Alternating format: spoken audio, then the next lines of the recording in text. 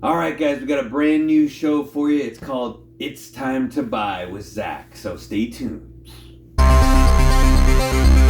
Welcome back, Gainers, to another incredible, exciting, fantastic, super episode of Comic Gate! If you're new to the show, I'm Adam. I'm Zach, and this is Princess. We're all hands, looking very lovely today. Just got back from the gym, so bow down, do squats, and respect. Pumping the iron, pumping it. All right, guys, so today is Saturday, and we have a brand new segment to the show we're going to be doing with you. Basically called Is It Time to Buy with Zach? So a friend of ours actually commented that he really liked our drop list show because it was a little more informative than some of our other stuff. So we decided to expand on that and do some more research on books.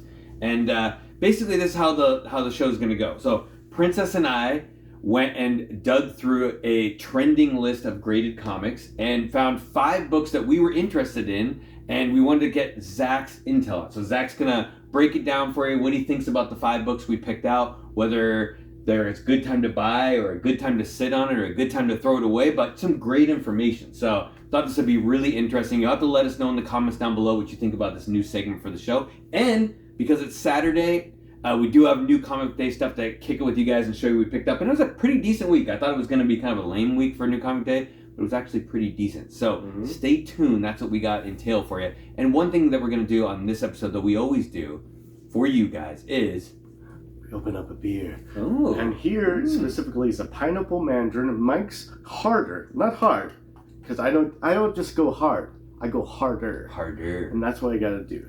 It's 8%er. And somewhere in here is a 0.2, and the 0.2 is the best part. Usually the first sip. It might be 0.2 of real fruit. Oh. Right? I wonder if it says it anywhere. Think they use real fruit? Warning, contains alcohol. Well, no crap, Sherlock. Alright, let's get into some comics. So we got our new Comic Day pickup from Wednesday the 11th. So we're going to share with you what we got here. Like I said, it kind of looked like it was going to be a smaller week for keys, but we ended up buying a lot of books. I don't know how that always happens. So first up, we got Naomi Season 2. This is from the limited series from DC. We got a DC book for you guys, and this is number 3 of 6. I'm enjoying this read so far. I kind of wish I would have read the first one. I know Zach has them all, but they're all slabbed, so I'm not able to read them. But this is kind of like, it seems like it's picking up exactly where the other one left off. So it's kind of an interesting story. Kind of learning some backstory here. We got Nightmare Country. This is Sandman Universe, book number 2 from James Tynion the 4th. This is a lot of DC, actually. Another DC book. DC. I haven't started this series at all yet, but just picking them up as they come out. We do have crossover number 13. This from Image Comics. Donny Cates action there. Kind of a cool cover. It looks like an older comic book. It looks like a close-up on an older comic book, but it's not old. It's brand spanking new. Pixelated, too. Kind of like how they do the comic characters, like pixelated in there. But this one we're super excited about, and I think we have multiple covers. We got Grimm number 1 from Boom Studios. I know this is what everyone was kind of looking at. That's regular cover A.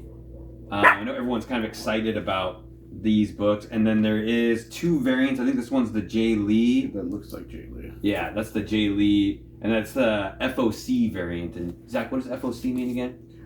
Final Order Cutoff. There you go. And there was a Virgin foil cover, which this time was not a one per store. Pretty sure it was not. But it was a cool looking cover. Shiny. All right. So I'm really excited about that, the Grimm series. It looked like a really cool read. Kind of got some to kill the children vibes from it. So we'll see how that goes. Princess is reading America Andolpha Sweet Paprika, book number 9. I think it ends on book 12. Is the end of the miniseries on that one. Nice cover. And this one's cool. So this is the Hulk versus Thor Banner of War Part 1, like the Alpha series. So this is the crossover book between Thor and Hulk, which Donny Cates is actually writing both of them right now. So seems like in order to know what's going on in Hulk, you probably should pick that book up. Right. Yeah. Otherwise, you might be confused because it kind of left on a weird hanging thing on the end of the Hulk series so far. Immortal Red Sonja by DNA test. David Nakayama. I think we just got that. Princess thought it was a cool cover. I don't think she's reading Red Sonja. Maybe. This one I'm actually kind of excited about. So this is Moon Knight Black, White, and Blood number 1. I know this is like first appearance of like the last Avatar Khonshu or something like that. I'm not really sure how they're going to do that, but the other Black, White, and Bloods I didn't really care for because it was like a mixture of different stories. So we'll see. Maybe hopefully this one's better. Noctira number 10. I didn't even know this was coming out this week from Image. Great read, Scott Snyder. If you guys haven't read this story, it is an amazing story. The new story arc's kind of cool. Like some of the bad guys are now part of their team that they're traveling with to get to like a different place to kill worse bad guys. Oh, kind of nice how that works out. And wouldn't be complete without a Star Wars book. We got Star Wars: The Halcyon Legacy, book number 3. Got Padme on the cover.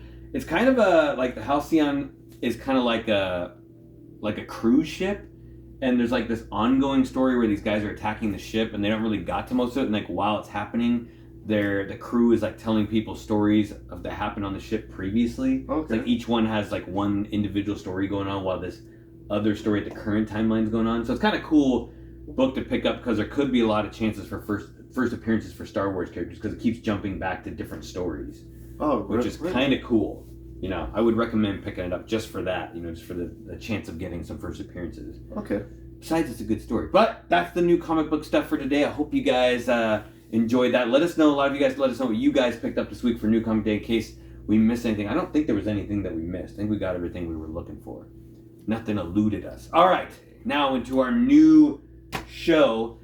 We have our trending comics list. So, like I said, Princess and myself went through a list of trending graded comics, and we picked out 5 that we thought were interesting and have some notes on them and stuff, and basically want to see what Zach thinks value-wise, whether or not it's a good idea to buy these or not buy these, or just kind of interesting stuff that we thought was kind of interesting why this is trending. So we're going to start the list out with Spawn number 1. So you got from Image Comics 1992. I'm sure you guys have all heard this one. This is written and drawn by Todd McFarlane.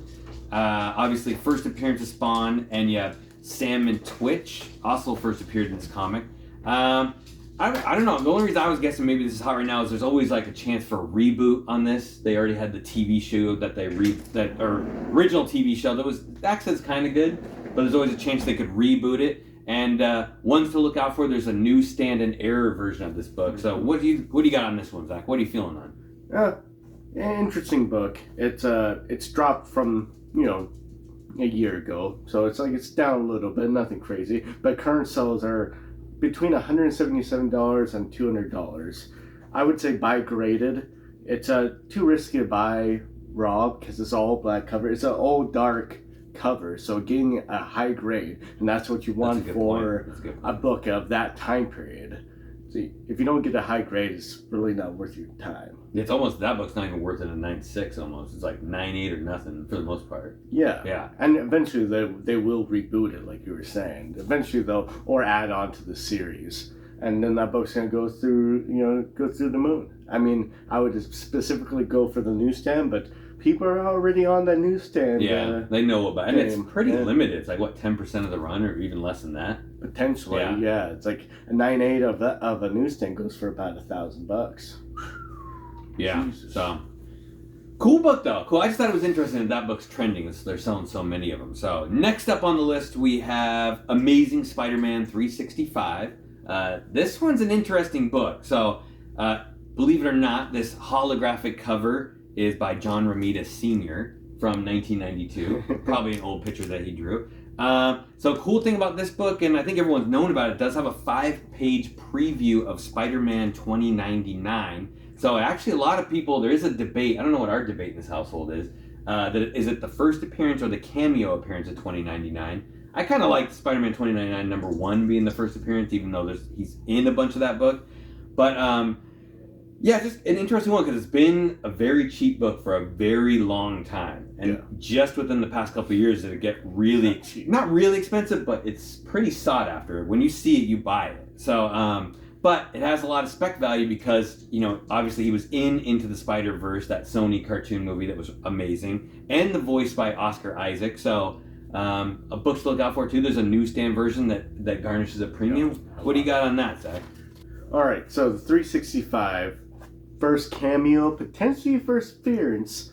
I don't know, the argument is, I would say if they're in 5 pages, it should be the first appearance, but the Spider-Man 2099 cover way better Yeah. than the 365. So, you know, choose your poison, guys. I would say that. The last sale range of the 365 and 98 direct is 250 to 300.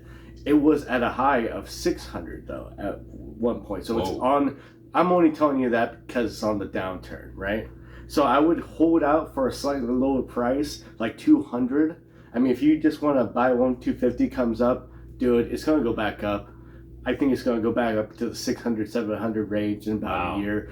Because the Spider-Man movie, the number 2, the second one, is coming out next year. I think so. They were doing the voicing already. So it's going to go up, but I think it still has a little bit more of a drop time. You know, I think it's going to drop a little bit more in price, and maybe you can save $50. You know, buy yourself a couple of 6-packs, and You measure all your savings in a year. Yeah. So that's what I think about that. But you know, hold on it. You know, maybe buy raw, but I would say wait on the CGC until it gets like 200, maybe slightly less than that. Yeah, that's my opinion. And that's still a book you can get lucky. If you're out in the hunt, you can find a high grade for $10 sometimes. Not everybody's up the price on it in their back issues because it was cheap for a long time and not really respected for a long time, which is just crazy that it's all of a sudden cool. All right, next up on the list, this is kind of a fun book. We got Avengers Annual number 10. You got a sweet cover by Al Milgrom there, Chris Claremont story from 1981. This book is important because you have first appearance of Rogue and Madeline Pryor as a child, as a kid, and also first Mystique on cover. So obviously this is a book that's been cool for a long time. I think a way undervalued book for as cool as Rogue is. It's not like, never been super expensive, never been super cheap, but I feel like it should be a lot more expensive than it is. But there's a reason it's probably trending. There's still a lot of MCU spec on any of the fan favorite characters for the X-Men team. So what do you think we got going on with this book here, Zach? So current sales is $1,249.95 to $1,375. I would probably buy it raw in bulk. Only reason is, in a 9.8 is so expensive, and the gains that you're gonna get from it, I mean, it's gonna double in price. I don't know how soon. They're gonna creep her in along with the X-Men. I think she will actually be the character that brings the X-Men into the MCU. I mean, yeah, Professor Charles Xavier already showed up, but you know, you've seen the previews and maybe you've seen the movie, but they haven't fully brought them in. I think Rogue will be the character. They'll bring her in as a villain, make her kind of important. You know, like you don't like her at first, and then you like her, and then you get the old nostalgia from watching the '90s X-Men animated series. I think they're planning this out where they're gonna make her a big character, a fan favorite. So I would just buy this raw and try to hunt for high end copies, and then when the book starts popping off, send them in, fast track it. You know, hopefully get a couple 9.8s. Yeah. Because even like raw, you're still looking at maybe $150, $200 in the high grade. Yeah. You can snag some. So if you get a 9.8 out of that, you're looking at some big money. Oh yeah. Yeah. $1,200, potentially double. Yeah. All right. Next up on the list, we have Spider-Woman number 1, and this is the Joe Sanoke cover from 1978. First, not a lot of significance to this book, but it is the first solo title of Jessica Drew, and the cool thing I like about this book is the first appearance of her new costume, which is far superior to her old costume that she debuted in Marvel Spotlight. So big difference is that her hair is showing out of the back. She looks like a bald freak in the first one. Yeah, it was kind of weird. This one much better cover than the original one. So I don't know. This book had a lot of trending stuff going when Sony announced they were going to do a Spider-Woman movie, and everyone was kind of guessing which Spider-Woman character was going to be. I know Zach was planning on Silk for a while, but now they've kind of announced that it's going to be a Madam Web movie, which is kind of strange. Out of all the Spider-Women characters, Madam Web's the one they choose. Could work out. I don't know. Sony hasn't had that much luck lately, but cool book in my heart because it's just a fantastic cover. I know for the longest time I thought that was the first appearance, and it turns out it's not. But what do you got on this one, Zach? So, recent sales, it's it's left and right. It's selling for $320 to $475. That's a big range. I mean, it's I don't know. I don't think anybody has a like a good way to like gauge how important this book is. So some people are buying it low, other people are buying it high because they don't want to miss out. It's not a first appearance. It's an origin. Mm-hmm. It's an origin, and origins, I would say they're just a little bit better than death issues. I don't know how much legs it will have. It's kind of as soon as once they show her, the book's gonna drop. It's gonna be like kind of Moon Knight #1 kind of status. Yeah, and even that one has like some keys in it, Yeah, and even that has some keys. Moon Knight has some first appearances. Yeah, but it's a kind of thing. It's gonna drop a little bit after the show or movie comes out. Not that it's not a bad book. It just, all right, the show's over. All right, people interest fades out a little bit. Not much, but it does a little bit by 20%. I would say I would sell it before she shows up, probably slightly before she shows up, and then buy it back on the cheap when after she shows up. Get a little bit of extra wine money. It's kind of one of those books that's like, usually get this book if it's something in your heart. It's probably not necessarily going to go huge, at least not for a little while. No. But cool book nonetheless. Yeah. All right. And the last book on our list, we have Teenage Mutant Ninja Turtles, The Last Ronin. #1. So we actually own 2 copies of this book, but they're out to CGC, so it's probably going to be, I think it's like going to be a year on this one because it's technically magazine style. But we wanted to talk about this one because it's kind of a cool book. This is actually written and drawn by Kevin Eastman. It came out in 2020 from IDW, so it's a newer book for our list. But it's a cool book. You got first appearance of Oroku Horato, Shredder's grandson, and Casey Marie Jones, daughter of Casey and April. 2 characters in there. And it seems like a really good story. Like a lot of people are kind of getting behind this story. You have the last turtle. There's only one turtle left, and everyone knows now. I think that it's Michelangelo. Good old Mikey. So, and then he's some kind of post-apocalyptic world trying to figure out what's going on. And I think he kind of talks to the brothers because they're like there. I don't think they're like in ghost form. It might be just in his head that he's listening to them. But cool book. I think it's probably trending right now because a lot of people are finally getting their books back. Great. I'm sure a lot of people fast track this a bit. But interesting book. There is the ash can that looks really similar to this. And strange story, when the ash can came out, was much more expensive than the #1. Now they flip-flop. Now the #1's more expensive than the ash can. So kind of interesting there. But what do you got on this one, Zach? So recent sales, $149.95 to $174.99. If you buy it graded, you want to go for the investment. If you're buying it graded for investment purposes, try to go for the 9.9s or the 10s. Yeah. The 9.8s are good too, but there've been a lot of 9.9s, a lot of 10s on this book. So square bound. It's a square bound. They split on the spine, which definitely won't get a 9.9 or 10, or they stay tight. And if it's tight, then it's right. I would say buy a lot of raws, and do a mass submitting when they actually maybe come out with a show or because I could see them doing something like they've done every which way from Sunday. TMNT shows, movies, anime shows, all that stuff. I could see them doing hey, next show, we're going to do it in the future, and then we'll backtrack after that. And then we'll have a nice little spin-off. I could see them doing that, because this is a very interesting story. And it seems like it's really well received. I mean, we're not huge TMNT fans. I mean, I loved the toys when I was a kid. But, it seems like the people that are fans are really getting behind the story. It's obviously good. So, and why not use it to do a TV show or a movie? I think they should do more like what they did in the 90s, or was it late 80s, early 90s? How they did that with more, instead of CGI, they do more not animatronics, but you do more... they did human puppets? Well, not puppets, but they do more body cosmetic. Suits? Yes. Yeah. I think if they did that, along with this kind of storyline, it would give a lot of people a lot of nostalgia about it and would want to see it, because that's about the 30-something year mark. Yeah. And people are digging on Turtles, obviously. Things are going so crazy for Turtles. Turtles, yeah, that'll never go away. Surprisingly enough, that's one of the things that doesn't seem to go away. It just keeps getting hotter. Yeah.